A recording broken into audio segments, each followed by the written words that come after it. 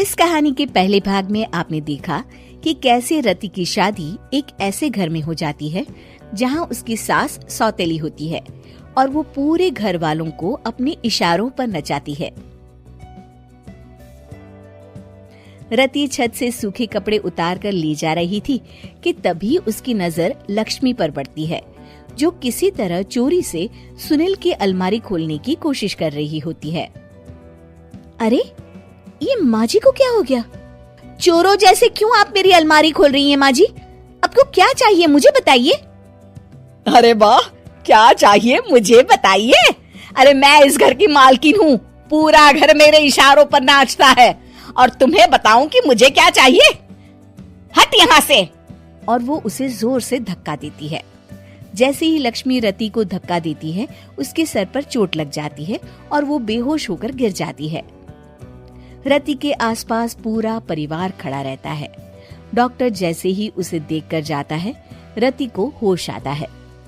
अरे बेटा, तुम दूर क्यों खड़े हो? मेरे पास आओ, मैं तुम्हारी माँ हूँ, कमला।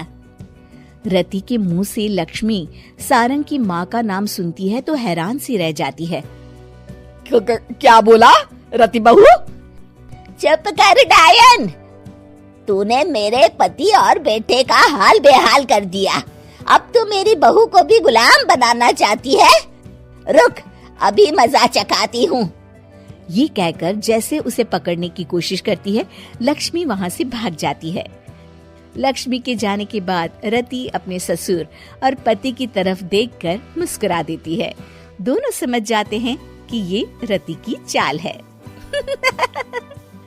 अगली सुबह लक्ष्मी का पति खाना लेकर खेत में जाने के लिए निकल ही रहा होता है कि लक्ष्मी उसे रोक देती है। अरे कहाँ चल दिए खाना लेकर? आज घर का काम कौन करेगा? तभी पीछे से रति आ जाती है और जोर से चिल्लाती है। कौन इनको काम पर जाने से रोक रहा है? मैं अभी उसे मजा चखाती हूँ। जैसे ही रति लक्ष्मी की तरफ बढ़ती है, लक्ष्मी घबरा जाती है। मैं तो मजाक कर रही थी बहन। आखिर मैं कौन होती हूँ रोकने वाली? मैं तो बस ये पूछ रही थी कि घर का काम कौन करेगा। कौन क्या? तू करेगी? चल उठा झाड़ू और शुरू हो जा। लक्ष्मी पूरे घर में झाड़ू पोछा लगा रही होती है कि अचानक सामने सारंग खड़ा हो जाता है। अच्छा माँ, मैं काम पर जा रहा हूँ।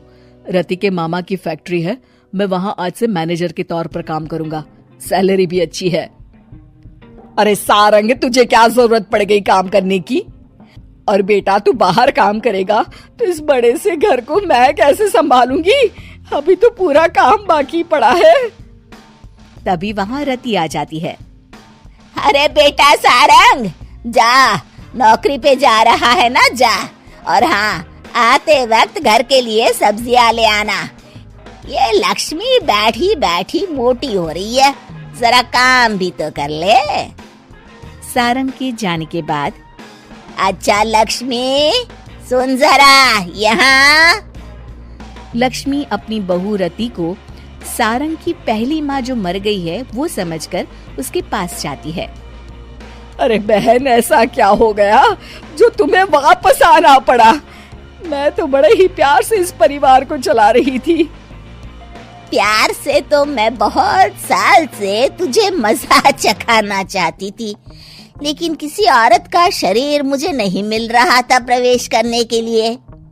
अब से ना मैं बहू के शरीर में रहूंगी। और हाँ, तूने कोई भी चालाकी दिखाई या मेरे घर के लोगों को परेशान करने की कोशिश की तो तेरा गला दबा दूंगी।